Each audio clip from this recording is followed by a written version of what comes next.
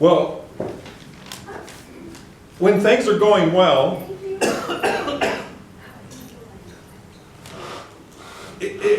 we have a cause to be thankful, don't we? But what about when the phone rings and I guess it doesn't like me today, huh? And a voice informs you of a tragedy. Your heart's heavy. You feel paralyzed by anguish, anxiety, and fear. Or suppose that you're exhausted. You're overwhelmed and you just want to throw your hands up and say, I quit. You ever feel like that? Or you're just wandering aimlessly around. And you're caught in this endless loop of coulda, woulda, shoulda. You have no idea what you're doing. Or if you're addicted. Physically and mentally, you're so dependent and unable to stop. Maybe it's pornography, or it's a drug. Maybe it's anxiety. You're just so worried about everything, you're stuck. Maybe you're a purveyor of criticism. You can't ever see anything good about anything. Or you're foolish and rebellious.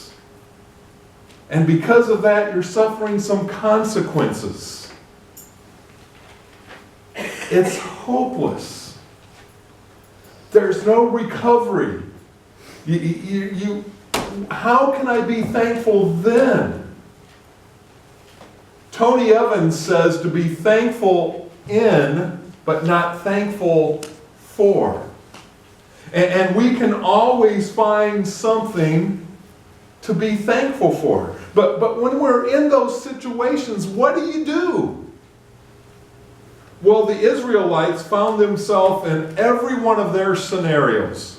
They were in all of those. They were hopelessly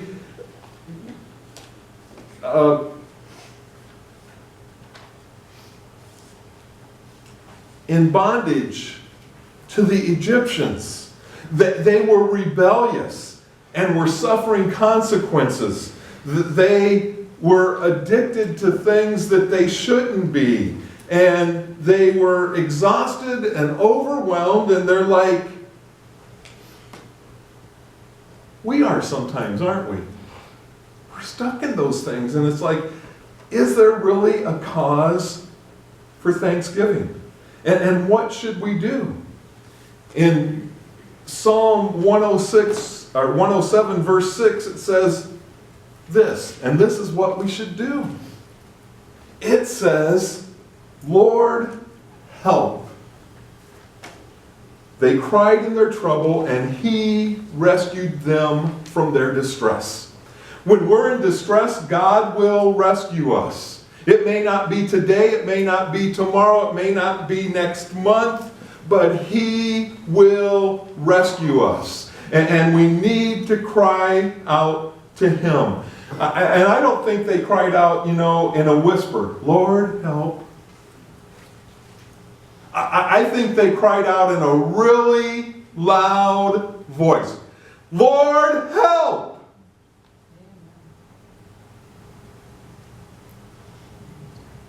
And I want to use those 4 letters from the word help today to give us a framework that we can use.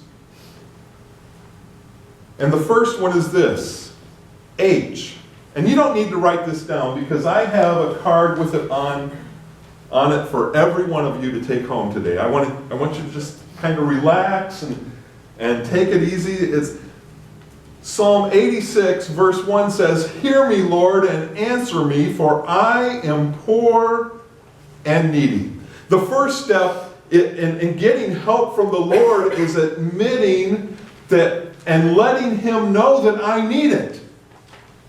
I don't need anybody, do I? We're independent. We'll take care of ourselves. That's the first thing our parents teach us. Dress yourself or clothe yourself. Take your own bath, blah, blah, blah, right? But we are in need. We're poor and needy. And I need God's help. How about you? It's like, God, help. The E stands for establish my steps. That's what it says in Psalm 119, 133. I mean, ask God, not only let him know what it is that you need, but ask him for direction and for strength to stand firm in his promises. What does God promise to do for us? Man, it's abundant, isn't it? But he can't take care of this. Yes, he can.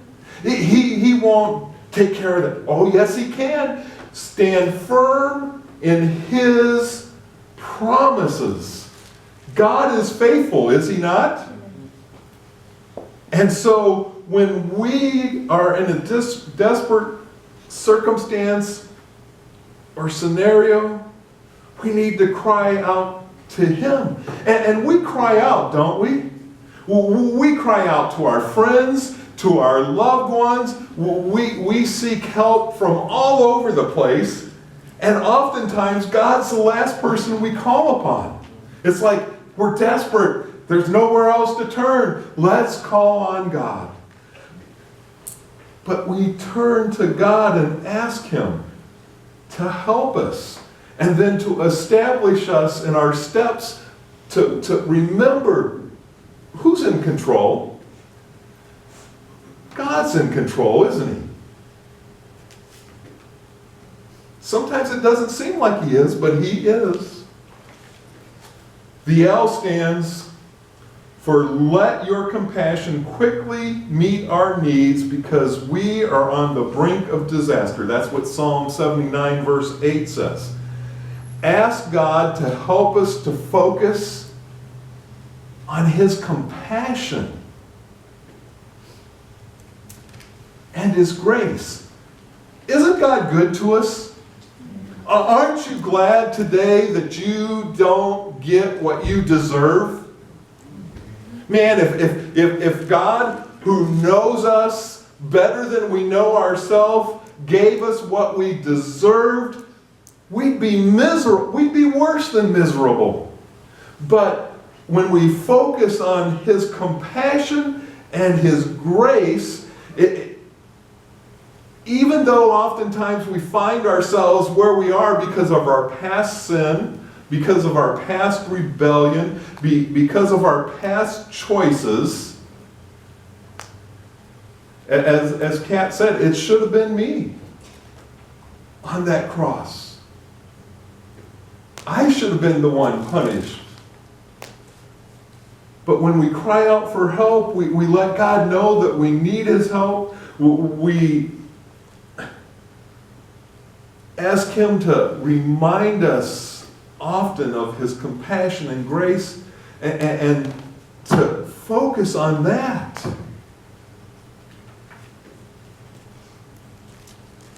And then finally, the P.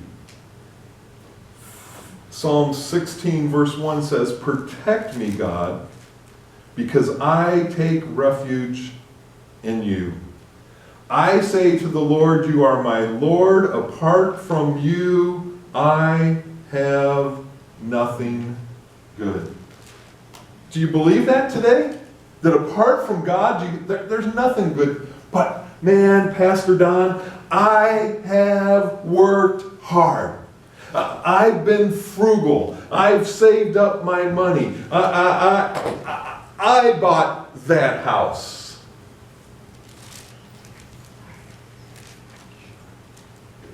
But who gave you the strength to be able to work? Who provided the job for you? And I've said this many, many times before. How many of you chose to be born in America? Not a single hand can go up, can it?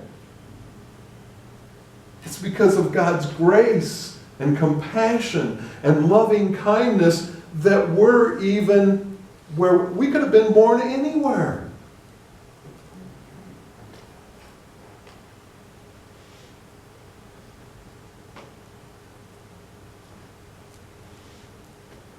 Lord, help.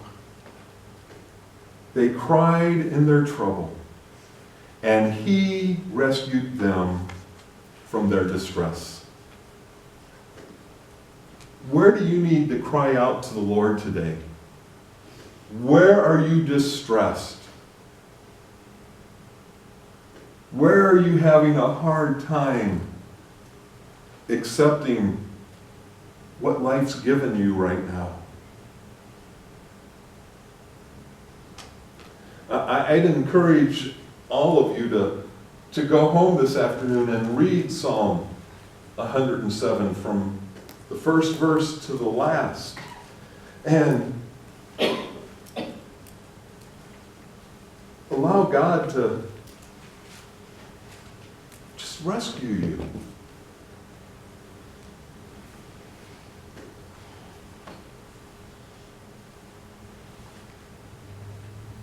Let's bow our heads for a moment.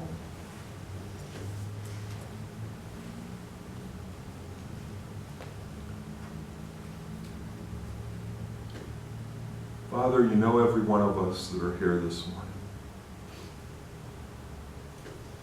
You know the burdens that we're carrying.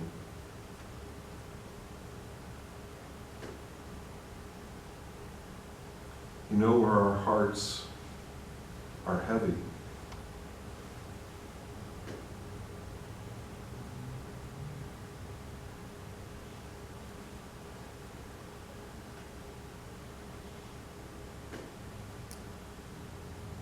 I ask that you forgive us for being so independent.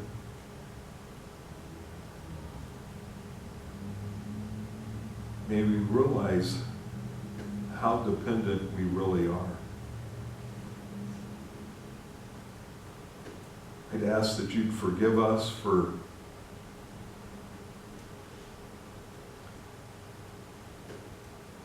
looking to money or friends or status or anything else as our safety net, as our foundation, as where we run to when we're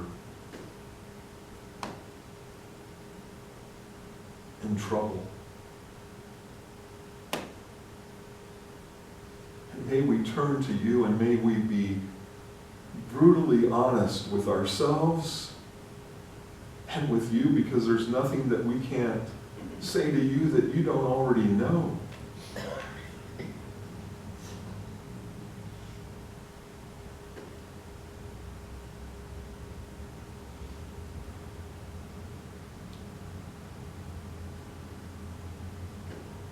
Help us to realize how much you care for us, to realize that you are constantly with us,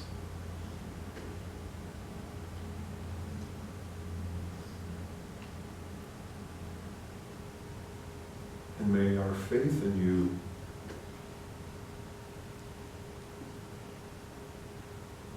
continue to grow. In Christ's name I pray. And everyone said, Amen. Psalm 50, verse 15 says, "Call upon me in the day of trouble.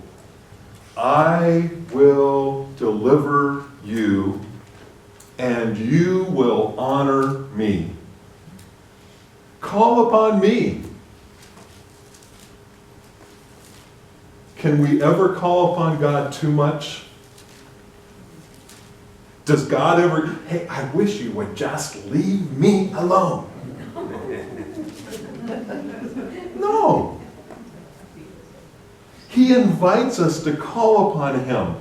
And then he promises us that he will deliver us. And when he does, we shouldn't say, oh, look at how lucky I was. Right?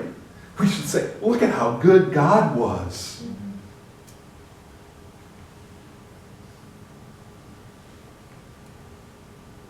So where do you need to turn to God today? Maybe it's not really trouble. Maybe it's just a frustration. Maybe it's that you are overwhelmed and exhausted and just, I just like to lay in bed for a month. That always feels good, doesn't it? Until like 2 days in, and then it's like, I gotta get out of this bed. Let's take God up on his promise and to call upon him and believe that he will deliver us. And then let's give him the praise and the glory and the honor that he's due.